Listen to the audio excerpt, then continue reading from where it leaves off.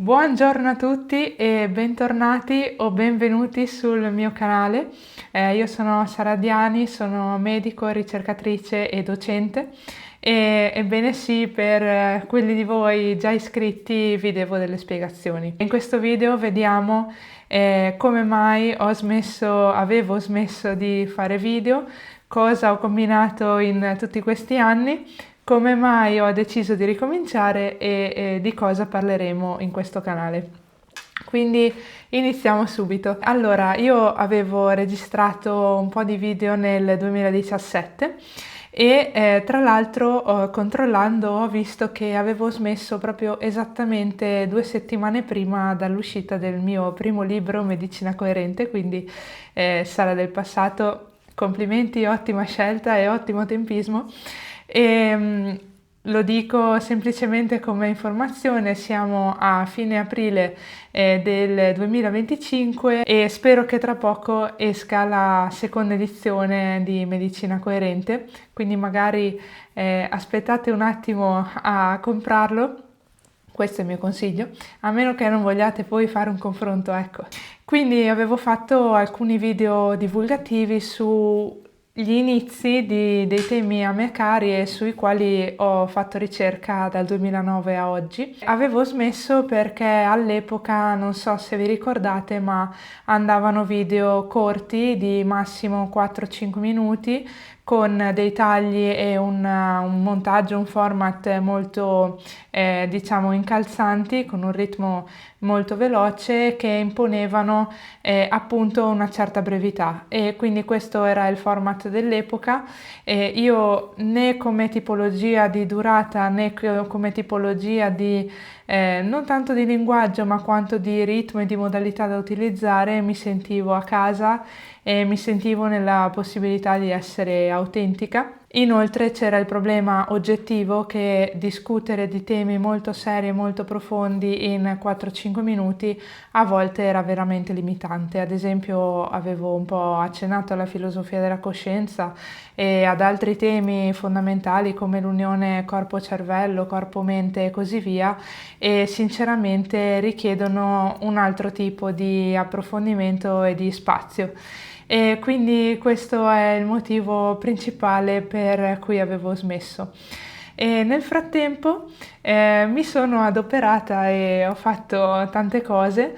Infatti appunto è uscito il mio libro dal quale sono emerse tante opportunità, tante possibilità. All'epoca vivevo in Germania, sono tornata in Italia. Ho riaperto l'ambulatorio di medicina integrata, recentemente per scelta l'ho chiuso e mi sono occupata comunque di medicina clinica per adulti e ragazzi con patologie croniche acute di diverso genere tipo, e veramente mi ha arricchito tantissimo e ci ho ottenuto veramente tanto.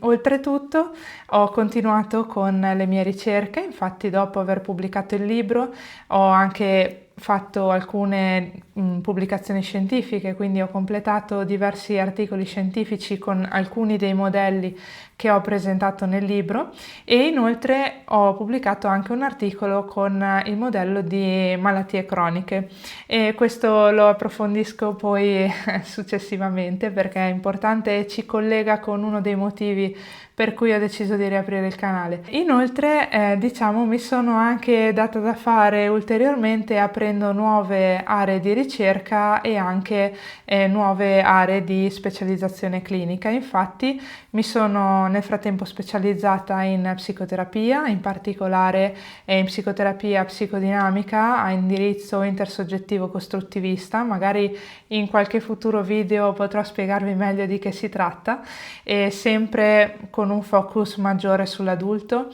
E come ricerca, diciamo, tutto il contenuto del libro che potremmo anche incanalare nella medicina sistemica è diventato medicina di rete, quindi l'ho ulteriormente approfondito e sviluppato attraverso la medicina di rete. Infatti ho costruito un mio metodo all'interno di quella che è la network medicine, anche su questo faremo degli approfondimenti, per costruire reti di molecole, di fenomeni fisiologici, fisiopatologici, fino a malattie, sintomi e comunicazioni tra noi e l'ambiente a livello reciproco.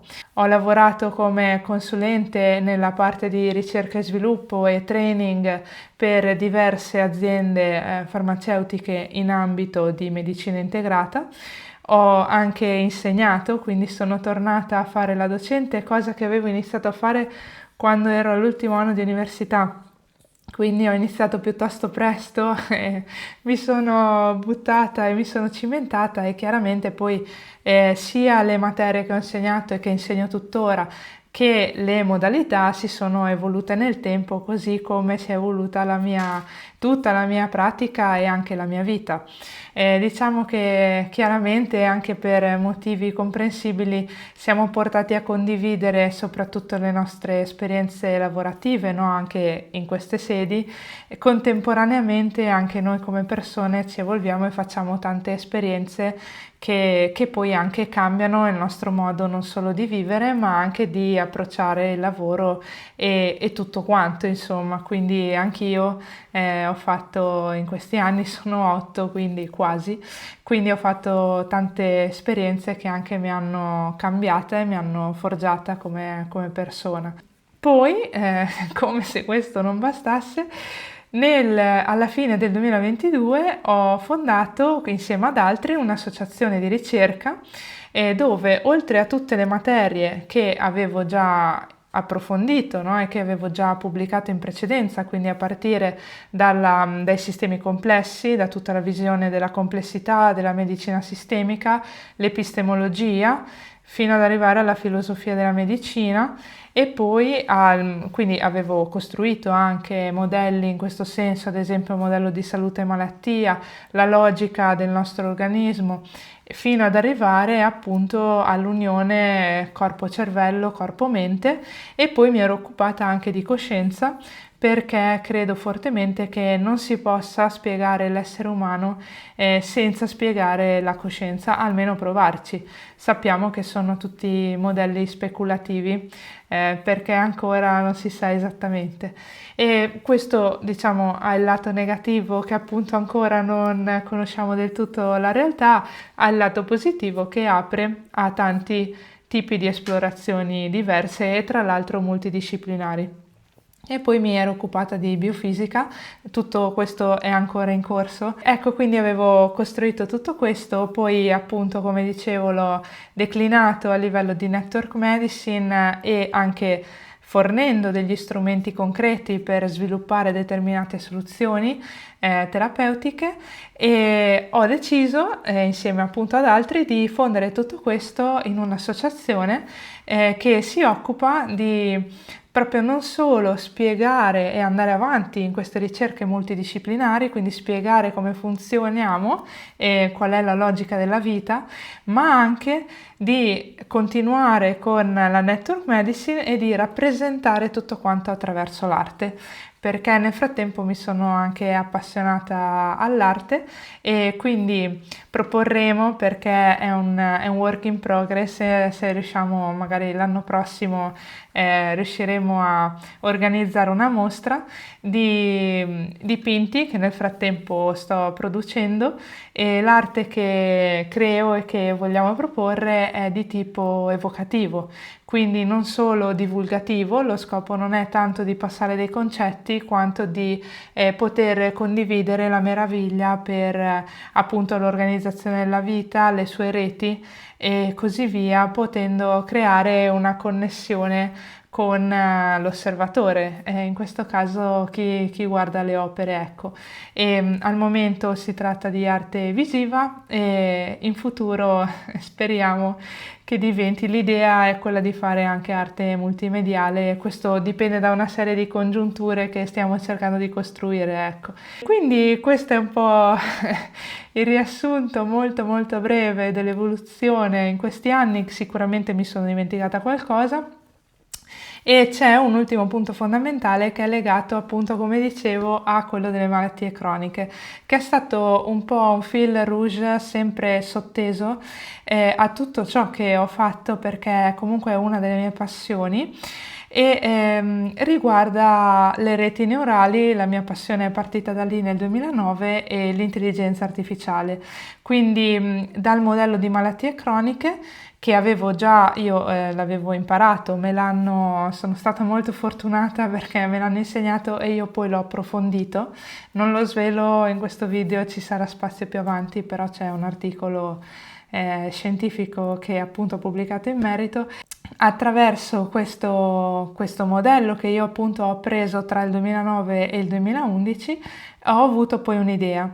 Quindi nel 2011 ancora non esisteva, almeno per chi non era esattamente nelle pochissime aziende che se ne stavano occupando, non c'era la possibilità effettiva di sfruttare l'intelligenza artificiale se non con una disciplina dell'informatica che si chiamava data mining, quindi si chiama tuttora perché si fa tuttora, ovvero il minare dei dati da dei testi, quindi il fatto di, ad esempio, cercare delle parole in un testo, cercare dei numeri in un testo e così via. E quindi ho avuto questa idea di un software, anzi un algoritmo che potesse trovare dei pattern di malattie croniche e quindi aiutare sia i medici nel capire meglio la persona che le aziende nel produrre rimedi efficaci anche per le malattie croniche e anche aiutare in una prevenzione molto più mirata e molto più precisa. Quindi era un'idea per sia dimostrare il modello delle malattie croniche che anche per poterlo sfruttare in modo efficace nella pratica clinica e anche nella ricerca ulteriore. Ho avuto il coraggio di presentare questo modello, anzi questa idea che poteva diventare un'idea anche imprenditoriale nel 2014, quando siamo stati selezionati in 2 su centinaia di persone per un dottorato molto prestigioso a Berlino. E è successo che fondamentalmente mi hanno riso in faccia letteralmente perché sostenevano che era un'idea troppo difficile, che era impossibile che io imparassi e riuscissi a fare una cosa del genere e che loro in ogni caso non erano in grado di aiutarmi. E quindi da lì è iniziato quello che insieme a un altro più recente è stato il periodo più difficile della mia vita. Ho comunque reagito lavorando, tornando a lavorare nella clinica in Germania, appunto, in ospedale. E però la mia idea è stata sempre lì, finché nel 2017, proprio per caso, è nata l'opportunità di costruire un team per provare a fare questo software. Nel frattempo si parlava già di machine learning e deep learning, che sono 2 degli ingredienti fondamentali, anzi veramente sono 2 architetture dell'intelligenza artificiale anche che utilizziamo oggi. E così ho potuto appunto scegliere addirittura 2 collaboratori con cui abbiamo iniziato questo progetto, e solo che ci servivano i dati e quindi abbiamo chiesto i dati a tutti i paesi europei di cui conosco la lingua, tranne l'Austria, quindi a diversi paesi. Solo che siccome non eravamo un centro di ricerca statale e riconosciuto, fondamentalmente non ce li hanno dati. E quindi nonostante noi avessimo già gli investitori, avessimo già diciamo tutto pronto per partire, la cosa non è potuta andare avanti, quindi dopo alcuni mesi ci siamo dovuti fermare. Però sicuramente è un'esperienza da cui ho imparato molto, anche perché l'idea era mia, quindi ho gestito questo piccolo gruppo e tutte le attività connesse in prima persona, e da lì, insieme alle mie ricerche sulla coscienza, ho sviluppato ancora di più non solo la teoria riguardo l'intelligenza artificiale, ma anche le modalità per applicarla alla salute. Già nella prima edizione del mio libro, per chi la vuole prendere per fare un confronto eventualmente, potete vedere che avevo già affrontato questi temi, in particolare nel 5° capitolo, perché è il 5° capitolo che rimarrà tale anche nella seconda edizione. Infatti la struttura del libro è rimasta la stessa, lo sto aggiornando, migliorando in alcune parti e rendendolo ancora più accessibile. Ecco, quindi nel 5° capitolo oltre alla coscienza affronto il tema dell'intelligenza artificiale, proprio confrontando l'intelligenza naturale con l'artificiale e spiegando determinate differenze e a volte anche similarità. Ad esempio le reti neurali sono un esempio di similarità, e chiarendo alcuni concetti sia a livello epistemologico che ontologico, che poi anche informatico, diciamo, con i vari modelli filosofici corrispondenti. Quindi ecco, ho messo insieme negli anni tutti questi aspetti. È uno dei motivi fondamentali per cui ho deciso di riaprire il canale, perché siccome siamo nell'epoca dell'intelligenza artificiale, ritengo che sia veramente fondamentale partire dalle basi. Per darvi un piccolo accenno e un piccolo riferimento, infatti a volte si parla di etica dell'intelligenza artificiale, dove chi parla di etica di intelligenza artificiale sostiene giustamente che vadano prodotti dei sistemi che siano affidabili, che siano tutelanti nei confronti degli utenti, della privacy, dei dati, di tutto quanto, e a livello della salute che abbiano determinate caratteristiche. Ecco, io sostengo che l'etica dell'intelligenza artificiale venga solo dopo la filosofia dell'intelligenza artificiale, della coscienza e dell'umano, perché è solo se capiamo bene come funzioniamo e come funzionano quei sistemi che possiamo usarli al meglio e possiamo veramente utilizzarli al servizio dell'uomo e dell'umanità, e quindi nostro. E quindi ecco, il fatto di poter parlare di intelligenza artificiale in un modo un po' più ampio, che vada oltre l'analisi del singolo strumento, anche perché su questo ci sono anche ottimi specialisti informatici e tecnologici che ne parlano, credo che sia veramente un valore aggiunto. E quindi di cosa parleremo? In questo canale e nel podcast che ho appena aperto, che si chiama La vita, l'universo e tutti quanti, citando Douglas Adams, che da giovane ho amato particolarmente, ecco, parleremo delle dimensioni individuali e collettive dell'esistenza, e quindi partiremo proprio da ciò che ci rende umani, da ciò che ci rende esseri viventi, da come ci strutturiamo, da qual è la logica della vita, come si esprime la sua intelligenza, come possiamo capire la salute, la malattia, anche la nostra sfera corporea, la psicologia, la nostra parte relazionale, il nostro stare nella società, fino appunto alle dimensioni collettive, quasi antropologiche, no? E di comunicazione con l'ambiente che occupiamo e che abitiamo. E quindi sarà un abitare il tempo passato, quindi della medicina tradizionale, degli spunti che ci offre, degli storici, dei maestri da cui ho imparato, il tempo presente che va analizzato perché è un periodo di grandissimi cambiamenti. Siamo anche nella prima parte del secolo, e se noi vediamo anche l'inizio del 1900, l'inizio del 1800 sono stati particolarmente significativi dal punto di vista culturale, anche scientifico e di sviluppo. E poi anche rivolte al futuro, no? Quindi quali sono le direzioni che stiamo prendendo come specie, quali sono le direzioni che sta prendendo appunto la medicina, l'atto della cura, e come possiamo capirci e capire la nostra epoca, e come possiamo costruire appunto il futuro. E tutto questo con uno sguardo che analizza sia i fatti, i dati, che anche vada in profondità. E quindi unisco diverse dimensioni. Io credo fortemente nel sincretismo, nell'unione non solo delle discipline dei saperi, ma anche delle nostre modalità di indagine, delle nostre possibilità espressive e dei diversi linguaggi. Siccome appunto sono appassionata di molte cose, ho deciso non solo di unirle ma anche di condividerle. Infatti in questi anni, diciamo, il mio studio è stato certo contaminato da tantissime persone e da tantissimi spunti e studiosi, però è stato abbastanza coltivato in solitudine, e quindi mi sembra un peccato che rimanga dentro di me, e ho proprio il desiderio di condividerlo. e anche di far nascere un dialogo su questi temi. Quindi incoraggio fortemente a lasciare dei commenti, sentitevi liberi di commentare, perché penso che insieme possiamo costruire appunto intanto un dialogo, una comunicazione profonda, e poi vediamo cosa nascerà.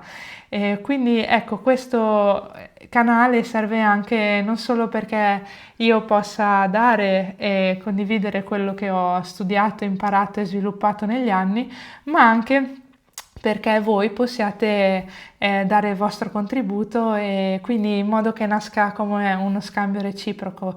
E quindi se nasceranno delle domande, se avete dei desideri di temi che io possa trattare, sono qui per ascoltare e accogliere, e poi anche modificare tutto in itinere. Ecco qui. Vi saluto e vi auguro un buon proseguimento, e ci vediamo al prossimo video. Ciao!